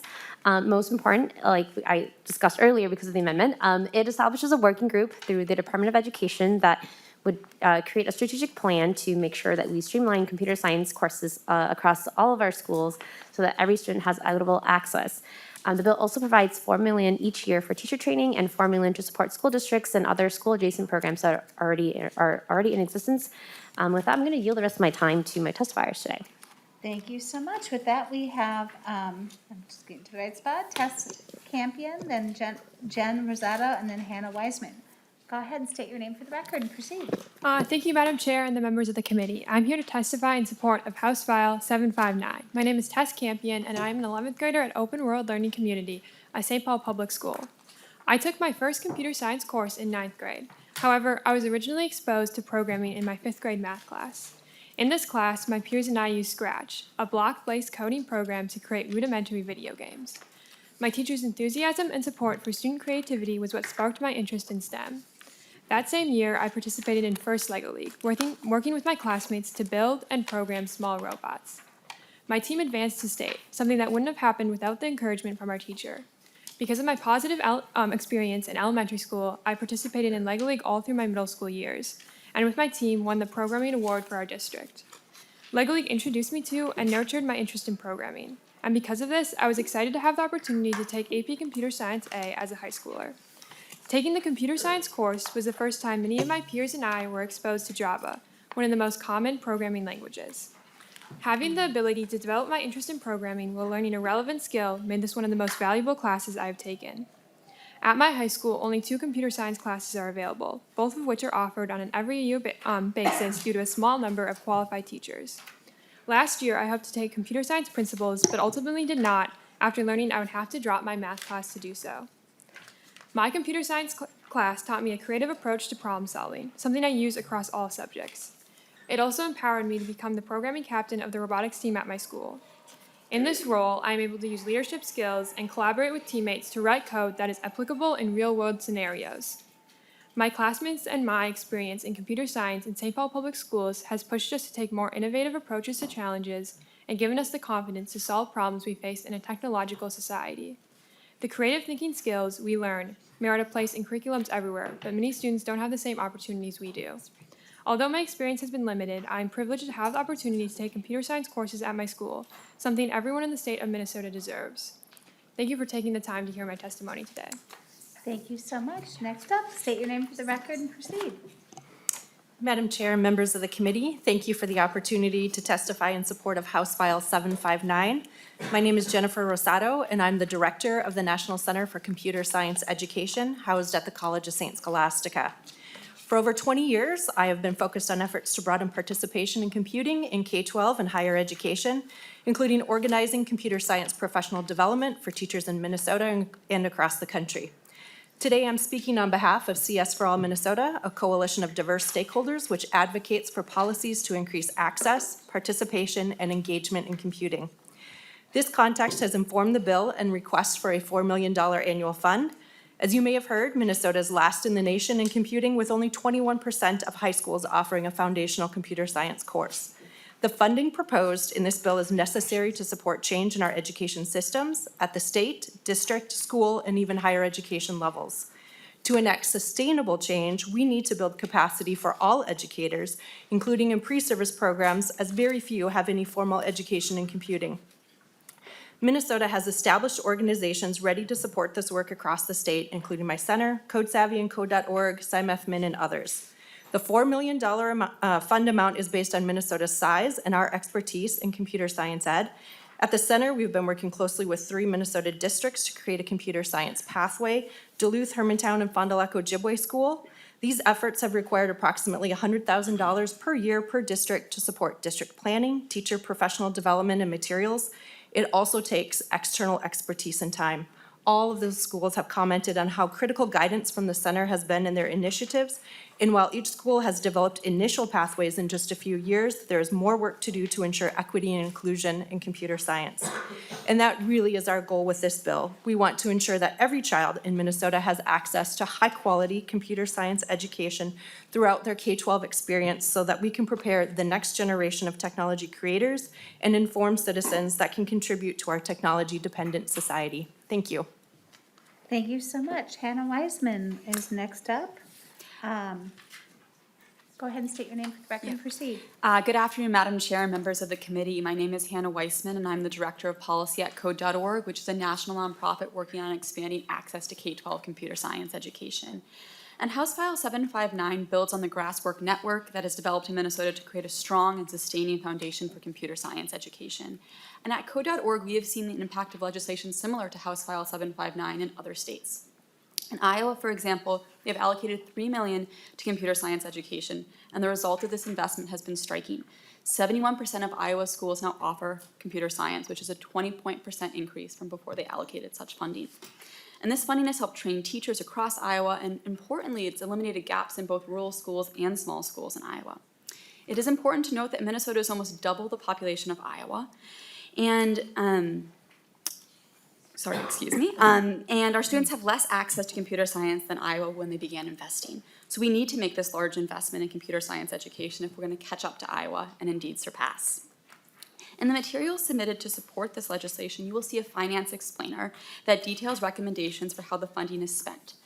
This explainer was created with diverse stakeholder input and incorporates MDE's budget ask. You will also see in these materials examples of 6 other states with similar populations to Minnesota. While I don't have time to go through all 6 of these states, you'll note that all of them make a multi-year and sustained investment in computer science. And the results are clear. Not only has the percent of high schools offering computer science grown, but we are seeing increasing rates of participation for female students, Black students, Hispanic students, and Indigenous students. I would like to close by saying that you have heard from 3 stakeholders today, and we represent the broad spectrum of support for this legislation across Minnesota. As you can see from the letters of support, there are teachers, students, parents, higher ed, nonprofits, and the business community supporting this legislation. And I want to thank Representative Lee for her leadership in this crucial subject for our students, and for all of you for the time today. And so I urge you to support House File 759. Thank you so much. With that, members, I'll go to the table for comments or questions. Representative Purcell. Thank you, Madam Chair. Thank you, Representative Lee, for bringing this bill. So I guess I have a couple of questions that maybe you can speak to. One is, I'm wondering, like, we're hearing about these other states, particularly a neighboring state who's ahead of us on this. So why haven't more districts in Minnesota been doing this in K through 12? And is this a scalable addition? Thank you. Yes, very good question. I think there have been some school districts that have found funding to do this haphazardly, but I think our goal is to help every school or school district in the state, just because it's going to be such an important important skill for our kids who are the workforce of the future. But happy to also defer to my testifiers. Yeah, I can jump in really quickly. Again, Hannah Weissman. From a national perspective, a lot of school districts, they need this funding, they need the support. Parents are excited about this, teachers are excited, but they need that support and training. And so we see in other states when they make a priority on the state level, like Iowa, like Wisconsin, like the Dakotas, that there is real progress made. And we just haven't made that a priority in Minnesota. We actually used to be a leader in computer science education. The Oregon Trail game actually came out of Minnesota, and that was back in the 80s, but we haven't made that investment since then. So we have a history, and we can certainly draw on that to reinvest, as Representative Leah said, and to certainly get at least close to Iowa, if not past it. Representative Purcell, follow up? All right, Representative Edelson. Thank you, Madam Chair, and thank you, Representative Lee. I'm such a huge fan of this bill. My kids have done robotics, and I can tell you it's incredibly expensive. I know that you had a testifier talking about Lego League. And we have heard from robotic competitions all throughout the state of Minnesota just how inequitable it is. But we also know that students going into those fields are really high-paying jobs. So your bill does such a great job of making sure there's equity and access. And so just thank you. And I really do just want to highlight the importance of getting that money out in 2024. So thank you. Thank you. Members, any other questions or comments? Seeing none, Representative Lee, final word. Thank you, Madam Chair. To be very quick, this is a good bill. I know our parents, our teachers, our kids want it, and also, our business community is asking for it because our workforce has to be ready and competitive for a 21st century economy. And I hope you'll consider it for inclusion. Thank you. Thank you. We'll move House File 759 as amended, be laid over for possible inclusion in an education finance bill. With that, we have Representative Hassan, who's been patiently waiting. Thank you so much. Representative Hassan has House File 651. Vice Chair Clardy, will you move House File 651 before us? So moved. Thank you, Vice Chair Clardy. With that, too, we also have a A2 amendment. Would you like to move that before us as well? So moved. Thank you. So we have A2 amendment before us. Representative Hassan, welcome back to the Education Finance Committee. Would you briefly speak to the A2 amendment? Madam Chair and members, thank you for the opportunity to appear before you today. I believe the A2 amendment, if I'm not mistaken, is we're changing the algebra language. Is that what it is? Yep. So we heard from school districts and advocates that we were gonna use the algebra 2 as an alternative for taking personal finance course, and it doesn't work out the way that it's structured. So we're gonna leave the algebra 2, and then it's any other math after that, if it's my understanding. Thank you, Representative Hassan. Members, any questions on the A2 amendment? Seeing none, all those in favor say aye. Aye. All those opposed, no. The A2 amendment has been adopted. Representative Hassan, go ahead, introduce your bill. Thank you, Madam Chair and members. I may not have a whole lot of energy. Today is first day of Ramadan, so. Madam Chair and members, thank you for the opportunity to present House File 651, which requires high school students to take personal finance course before graduation. You might ask, why is this important? Our students deserve to get a well-rounded education and be ready for the real world when they finish high school. There are tons of research behind the importance of learning personal finances. Simply, it's the difference between living a healthier, happier, and more stable life versus poverty and depression and being stuck in the stress of financial crisis.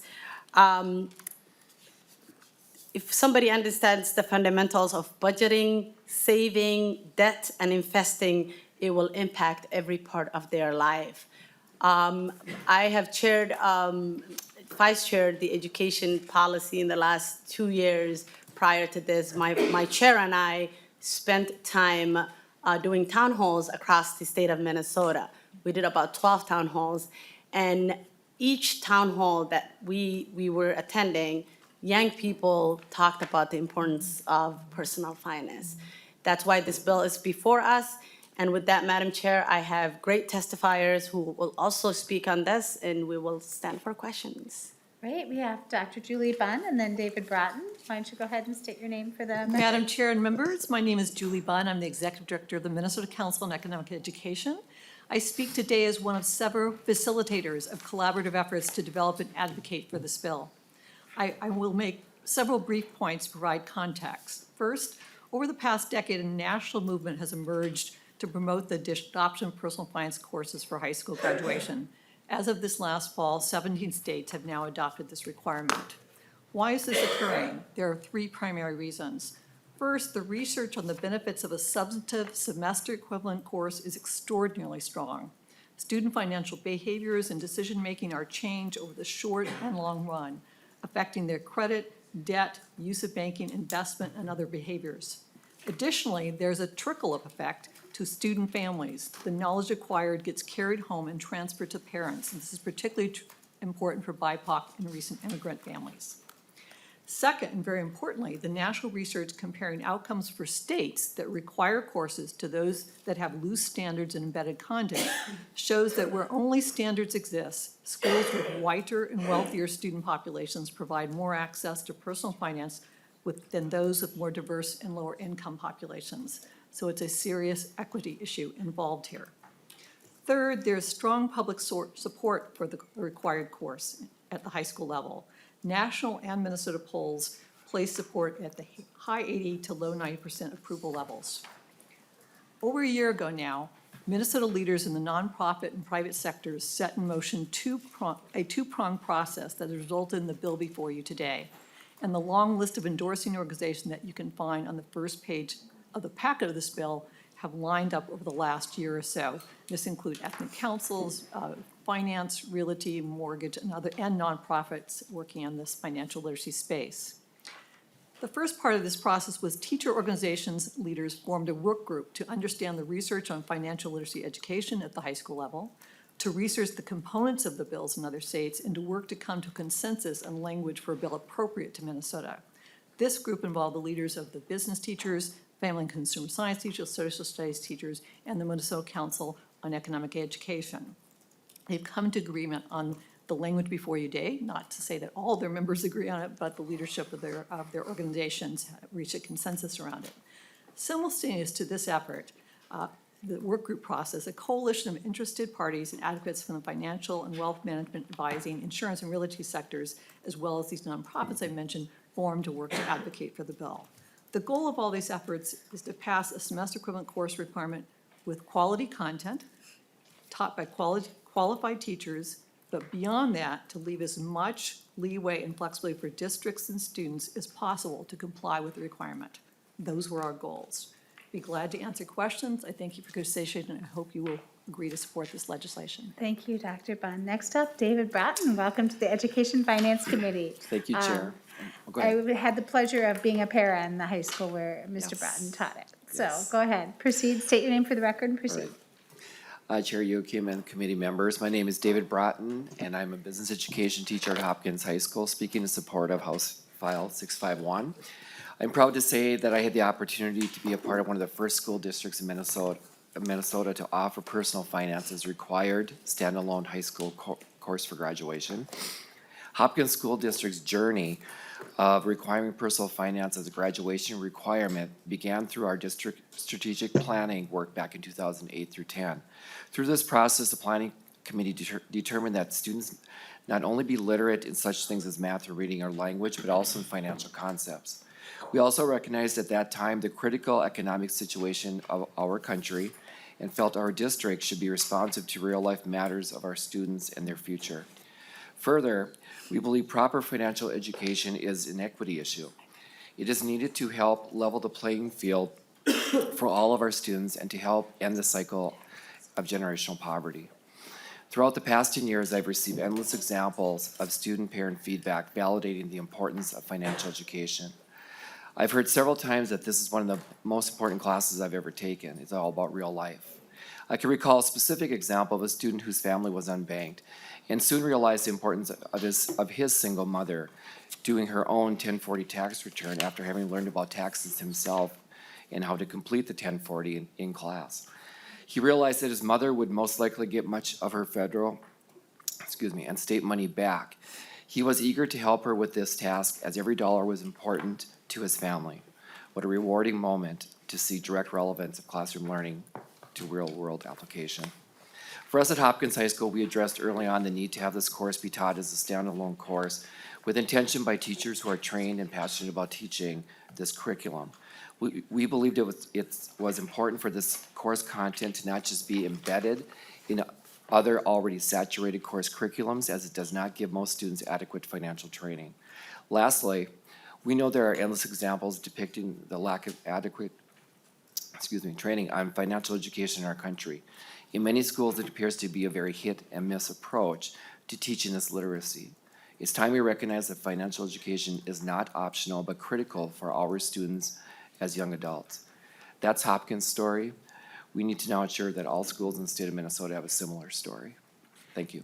Thank you. Next up, we have Lois Lewis on remote. Please state your name for the record and proceed.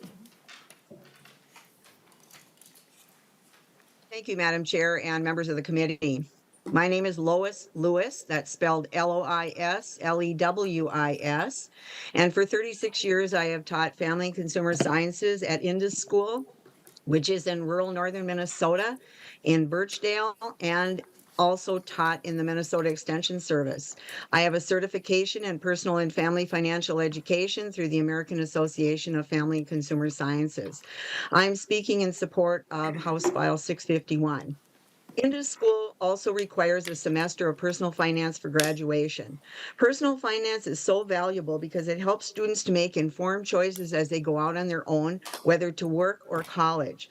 There's a lot to know these days about living on your own, especially in my case, for rural kids moving to cities for the first time. Even for those who don't go to college, financial education in high school is significantly associated with positive financial behavior. Financial difficulties can lead to stress, depression, relationship problems, and even suicide. So some personal finance knowledge can help students to set goals, make good decisions, and handle money responsibly. Some students lack any guidance from their parents about money. In fact, their parents sometimes say they wish they had had personal finance education. Even if student financial experiences are negative, however, students can change the pattern and work toward financial well-being in a personal finance class. High school students are just starting to get jobs and to realize how far their money will go. A personal finance class gives them a reality check on how much it will cost them for the lifestyle they seek. They can contrast and compare financial options and define their own visions of financial well-being on their cultural or ethnic beliefs. It prepares them to be informed consumers who will ask questions instead of acting blindly.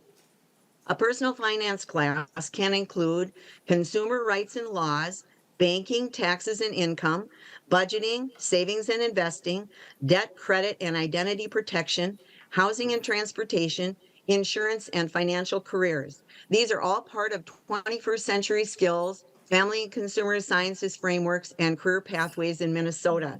And there are many free resources available to teach personal finance. In my opinion, every student could benefit greatly by having a standalone, hands-on personal finance class with practical applications, discussion, field trips, guest presenters, and financial challenging opportunities such as personal finance decathlon. Thank you for your time. I hope you'll support this bill. Thank you. Next up, we have Tej Braga. Please state your name for the record. Yes, my name is Tej Bagra, spelled T as in Tom, E-J, last name B as in boy, Hagra. And I'm a 15-year-old freshman attending Mayo High School in Rochester, Minnesota. I'm here to discuss my research on the strong need for financial literacy among high school students. A 4-page summary of my research is included in your packet on the bill. I administered an anonymous survey to over 3,200 middle and high school students with questions related to their knowledge, attitudes, and practices regarding personal finance.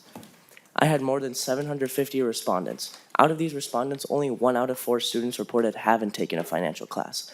Additionally, nearly 80% of respondents were unaware of interest rates in savings accounts, even though a majority, with 70%, had a savings account.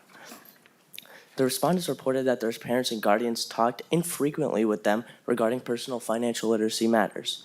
There was a strong interest in taking a personal financial literacy class, with over 80% of the respondents desiring a mandatory personal finance class. Personal financial literacy is a critical life skill. Personal financial literacy helps students prepare for the future, and students need to make informed decisions about their money, such as managing their income, debt, investments, retirement, etc. By teaching financial literacy in schools, students can develop the skills they need to make intelligent and proper financial decisions as adults. At a societal level, financial literacy can help address financial inequality, as those with lower levels of financial literacy are more likely to experience financial hardship. By providing financial education in schools, students from all backgrounds can develop the knowledge and skills to make informed financial decisions. This will create a more financially responsible population that may be less likely to fall into poverty. And finally, personal financial literacy can enhance economic growth. Financial literacy could lead to more financially savvy individuals, which could contribute to business expansions and investments, which in turn would lead to a more stable and prosperous economy. In summary, financial education is a critical life skill. My research convincingly proved that there is a strong unmet desire for it among students, and I strongly recommend that a course in personal finance be required for high school graduation. Madam Chair and members of the committee, I thank you for your time. Thank you for coming here from Rochester and providing us with a summary of all your research. With that, members, we'll move to there's no other further public testifiers signed up. Move to the table for comments or questions. Representative Purcell. Thank you, Madam Chair. Thank you to all the testifiers. As a Mayo High School grad myself, keep up the great work. Thank you, Representative Hassan, for bringing this. Any other further comments or questions, members? Seeing none, Representative Hassan, final word. I think most people are kind to me because they know I didn't drink coffee today. Thank you, Madam Chair and members, for this great conversation. This is about equity. I grew up not knowing anything about money, and when I asked my mom, how much money do we have, she would say, we have enough. While that's good for a young person's psychology, it does nothing to teach you about money. And there are many young people who are growing up in households that don't have any money, and parents don't want to, stress their young kids about money and talking about money. But it's vital that our young people learn about money. It's vital that they plan and prepare themselves for the future. It's vital that they learn about investments and saving and spending and, all of these different things.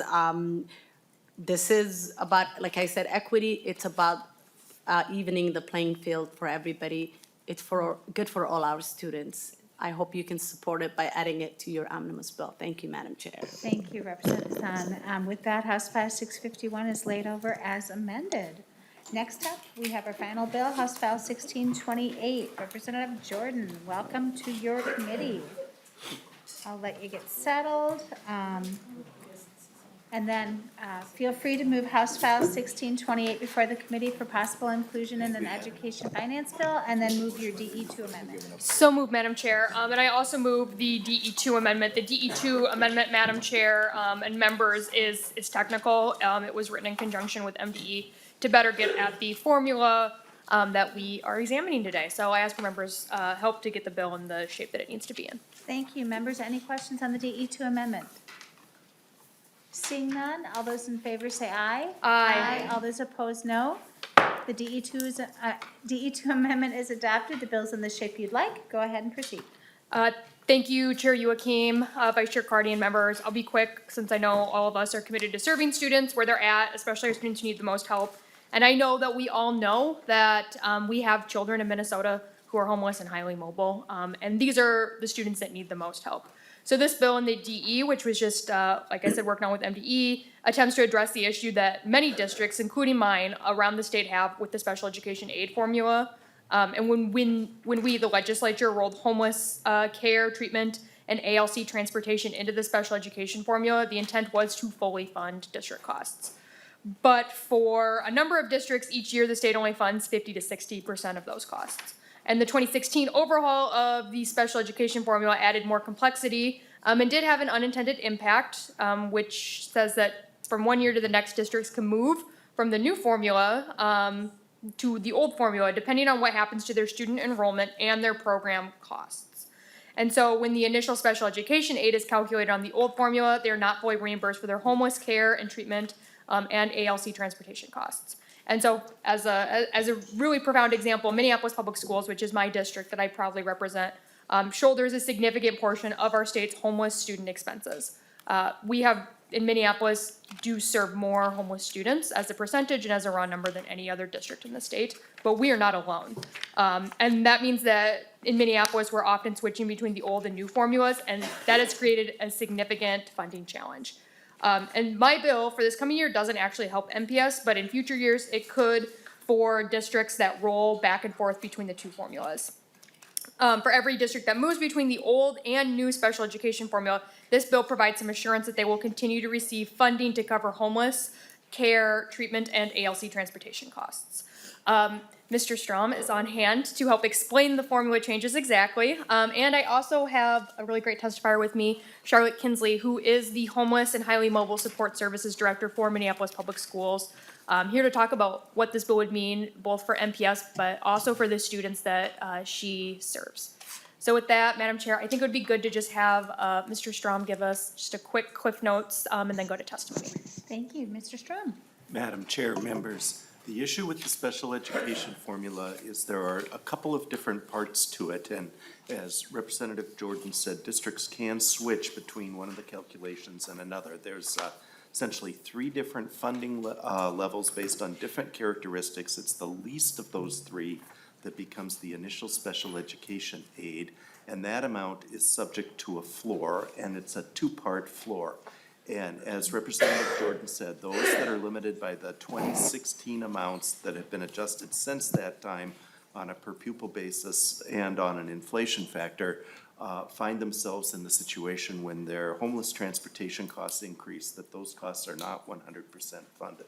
For the remainder of the districts, 100% of that transportation cost is fully funded. Thank you. Thank you, Mr. Strom. With that, we'll go to the testifier. Please state your name for the record and proceed. Thank you. Madam Chair, committee members, my name is Charlotte Kinsley, and I'm the Director of Homeless Highly Mobile Student Support at Minneapolis Public Schools. And I really thank you for authoring this House File 1628. So I just want to say a little bit about what this means for Minneapolis. So in Minneapolis, we're really grateful to be home to two of the largest homeless shelters in our state, People Serving People and Mary's Place. We're also one of only a handful of counties in the nation that have a right to shelter policy for families who are experiencing homelessness. We welcome all students and families to our district, and we work hard to ensure that they're immediately enrolled and receive support to remove any barriers for them accessing education during a period of instability. Students experiencing homelessness face some of the highest risk factors for not meeting really important academic milestones, like reading by third grade and graduating from high school. And on the flip side of that, not meeting those milestones also puts people at risk for experiencing homelessness as adults. So in order to stop sort of the generational cycle of homelessness, it needs to be interrupted. And one way that we do that is by keeping school consistent for students when they're having an experience with homelessness. That is a right that's protected by the McKinney-Vento Homeless Assistance Act, and we just need to make sure that it's funded. Caregivers and students in MPS consistently tell us that access to reliable transportation is the #1 factor that enables them to consistently attend when they're experiencing homelessness. I want to give members just a quick glimpse of what this might look like for a family. So we have a family in MPS, Amber and her second grade daughter, Jasmine, who became homeless this fall. And since September, they have been moving between friends and family, staying as long as they were welcome, and then eventually, when they ran out of options, ended up into an overflow hotel through Hennepin County out in Bloomington. And so recently they got into our Stable Home, Stable Schools program and now have an affordable unit. But during the 6 months that Jasmine experienced homelessness, we were transporting her from 4 different locations. Some were as far as 30 miles away, and many changed with little to no warning. That is very important for Jasmine because school for Jasmine is where her friends are. It's where she's learning to read. It's where she has healthy lunch every day. She has teachers that care about her, and she's got space to not worry about finding housing, which is something no 7-year-old should have to worry about. Jasmine did not have to miss any important lessons. She got to play at recess and didn't miss any family nights, and all of that is because of that consistent transportation that we're able to provide. So while Minneapolis may have the highest numbers of homeless students, this impacts every district across our state. And the predictability that this bill would allow for districts to be able to continue to provide this really needed service would be appreciated by districts across the state. So I thank you, Madam Chair, for hearing the bill, and thank you, Representative Jordan, for authoring it. Thank you so much. With that, members, we'll go to questions and comments at the table. Representative Reed. Thank you, Madam Chair, and thank you, Representative Jordan, for bringing this forward. I think we don't fully understand, how important it is for kids to have transportation to school, how important that is for them being able to attend school. And I appreciate this bill very much. I know in my community, we have a homeless shelter. A lot of teens are in this shelter, and I've been told that, some of them are from my area and some of them are from outside my district. So it makes sense that we need to fund the schools when they need to transport the kids. So thank you very much for bringing this forward. I appreciate it. Thank you, Representative Reed. With that, Representative Kruschel. Thank you, Madam Chair. Mr. Strom, so tell me a little bit about the funding. So would this be permanent base funding? Would this be variable? I'm looking, I don't see any of the fiscal information in this. How does that impact it? Mr. Strom. Madam Chair, Representative Kruschel, yes, there would be a fiscal impact that would be built into the special education costs as all school districts, regardless which of the combinations of 3 funding sources and 2 floors, would receive 100% of their transportation costs. The special education transportation costs is the category that includes the transportation for the homeless and highly mobile. So the fiscal impact would be on the special education formula. There would be an adjustment upwards to the overall amount of special education funding each year. That fiscal note is still outstanding, but essentially what happens is a group of the districts that are subject to the base where they only get the 50 to 60% reimbursement would now get 100% of the reimbursement. So that annual cost would be borne as part of the special education line item funding. It would be an increase in that funding. Representative Kuschel. Thank you. And follow-up, so if we were to go into leaner times, would this contribute to the cross-subsidy shortfall that we have? Mr. Strong? Madam Chair, Representative Krisha, the cross-subsidy is the net result after the calculations on the front end. So the cross-subsidy would go down for the districts that are affected by this provision. In a lean time, the legislature would need to make decisions which funding to change. The baseline special education level of funding would reflect this higher level of spending. But whether the legislature would determine to change the special ed formula or some other formula would be a decision it would face in a future year. Thank you. Representative Kuschel. No further questions. Okay. Thank you. Representative Jordan, final comments. Thank you, Madam Chair, and I never want to get between people and their lunch, so I'll be brief. These are costs that are happening in schools. This isn't just something that MPS is doing out of the goodness of their heart. This is something that they have to do. And I know Charlotte does a really good job and is happy to do this. But the reality is that MPS did not create the homelessness issue that our students are living with. Policies have. And so we need to make sure that as we're working to end homelessness, we also need to make sure that we're taking care of the people who are currently experiencing it. And this bill is one way to do it, and I hope we can find space for it in our omnibus bill. Thank you. Thank you, Representative Jordan. With that, House File 1628 is laid over as amended for an education finance bill. And members, just a reminder, tomorrow we will be meeting back here at 1 p.m. to finish up some of our work. With that, we are adjourned. Thank you.